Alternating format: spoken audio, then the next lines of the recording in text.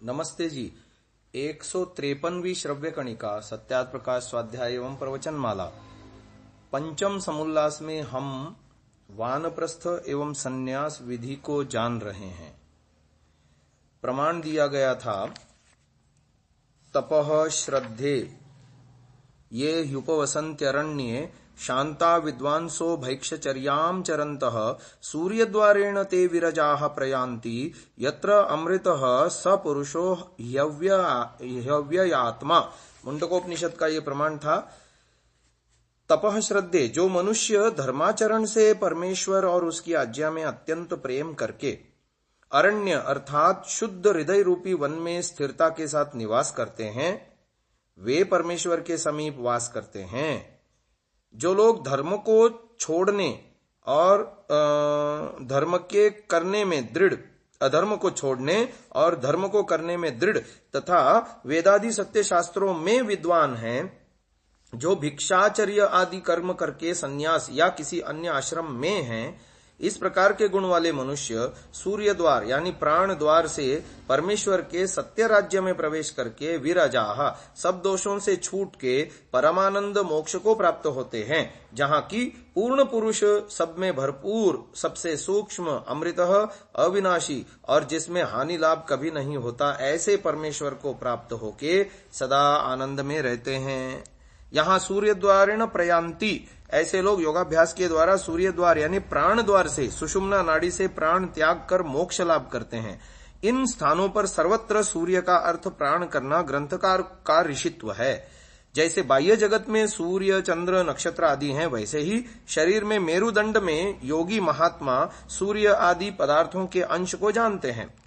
मेरुदंड के इसी सूर्य स्थान पर योगी जन प्राणों की शक्ति को नियंत्रित करके प्राणों के द्वारा आनंद लाभ करते हैं। यही नहीं कि पृथ्वी लोक से सूर्य लोक में जाकर मोक्ष प्राप्त भी करते हैं। सूर्य शुद्धता तथा प्रकाश का प्रतीक है। अन्य किसी वस्तु में मलिनता की संभावना हो सकती है, सूर्य में नहीं। जो शारीरिक, मानसिक और आध्यात्मिक दृष्टि से सर्वथा शुद्ध हो जाते हैं, वे सूर्य के सदृश अर्थात शुद्ध ज्ञान के मार्ग पर चलते हैं। संसार की किसी वस्तु में उनकी आसक्ति नहीं रह जाती, इसीलिए वे परमात्मा को प्राप्त करते हैं। यही बात प्रश्नोपनिषद में इन शब्दों में कही है, अथोत्तरेण तपसा ब्रह्मचर्येण श्रद्धया विद्ययात्मान मन्विष्यादित्यमभिजयन्ते। अर्थात उत्तर यानी उत्कृष्टतम मार्ग से जाने वाले तप, ब्रह्मचर्य तथा श्रद्धा के साथ ज्ञान के द्वारा अपने स्वरूप को जानकर आदित्य लोक यानी ब्रह्मलोक को प्राप्त कर लेते हैं, जहां से उन्हें लौटना नहीं पड़ता। न पुनरावर्तते, न पुनरावर्तते की व्याख्या आगे नवम समुल्लास में मुक्ति से पुनरावृत्ति के प्रसंग में की गई है। इससे पहले मंत्र में बताया गया है, तद्येवै तदिष्टापूर्ते कृतमृत्युपासते ते चांद्रमसमेव लोकमभिजयन्ते त एव पुनरावर्तन्ते एषः वै रयिर्यः पितृयाणः।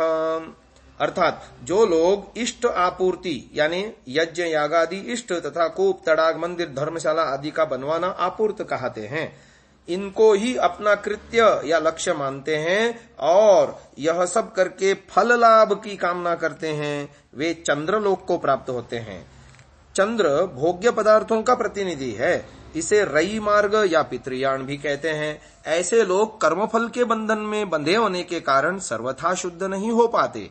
वे संसार को तो पा जाते हैं, अमृत को नहीं पा सकते। इसलिए जन्म मरण के यानी आवागमन यानी आवर्तमान चक्र में फंसे होने के कारण मरणोपरांत फिर मृत्यु लोक में लौट आते हैं। जिन लोगों में त्याग की निवृत्ति की भावना प्रबल हो जाती है, वे पितृयान को छोड़कर देवयान का आश्रय लेते हैं। सूर्य अर्थात ज्ञान का प्रकाश उनमें दिव्य भाव उत्पन्न करता है। चंद्र रई प्रधान है, इसलिए चंद्रलोक का जीवन सकामता का जीवन है, प्रेय मार्ग है। सूर्यलोक प्राण प्रधान है, इसलिए आदित्य लोक का जीवन है श्रेय मार्ग। इस मार्ग से जाने वाला लौटता नहीं, मोक्ष को प्राप्त कर लेता है। ऐसे लोगों का उत्तरायण 6 मास नहीं, हर समय बना रहता है, तभी वे सूर्य मार्ग से जा पाते हैं। मरणोपरांत सूर्य द्वार से जाने की चर्चा कर्मकांडी और ज्ञानकांडी दोनों ही करते हैं। इस संबंध में कई ऐसे व्यक्तियों के अनुभवों का वर्णन रेमांड ए मूडी ने अपनी पुस्तक लाइफ आफ्टर डेथ में किया है, जिससे इस विषय पर कुछ प्रकाश पड़ता है। उक्त पुस्तक के विषय में illustrated weekly off India Bombay के 6 मई 1976 के अंक में एक लेख प्रकाशित हुआ था, जिसमें ऐसे कई व्यक्तियों के अनुभव दिए गए थे जो लगभग मृत घोषित किए जा चुके थे, परंतु कुछ देर बाद जीवित हो उठे थे। उनमें से एक व्यक्ति ने अपने मरण का अनुभव इस प्रकार बताया था।